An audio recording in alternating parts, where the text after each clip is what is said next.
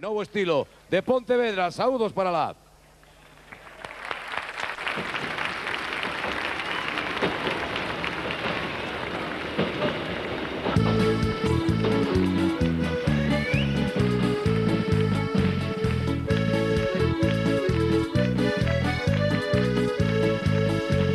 Traída por John Trullo das ribeiras de Inglaterra, chegou un día a Galicia unha fermosa doncela.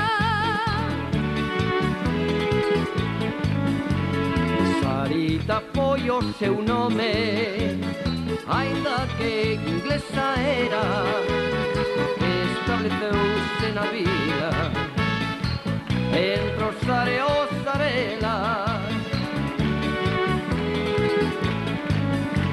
Aí vai a Sarita, Sarita, Sarela, ai que se tociña dicía a novela, que dende Cornes ata Carril, como unha ruliña, la era a raíña do ferrocarril.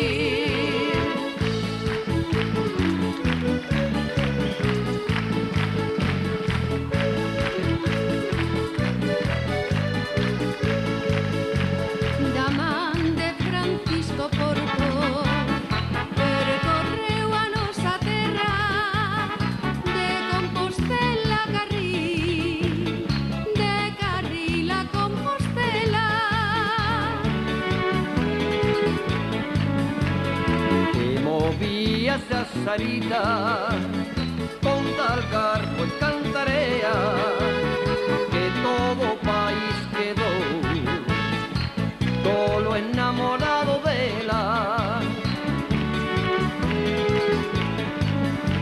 Aí vai a Sarita, Sarita, Sarela, ai que se tociña dicía a novela, que dende Cornes ata Carril, como unha ruliña, la era a raíña do ferrocarril.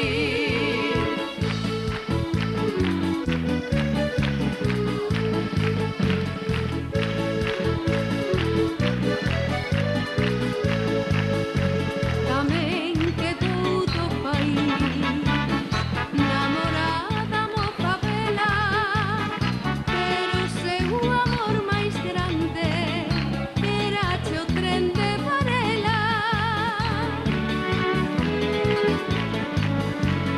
Podese aínda ver hoxe a el moi pretiño dela, veniría na fundación de Camilo José Cela. Aí vai a Sarita, Sarita, Sarela, ai que se tociña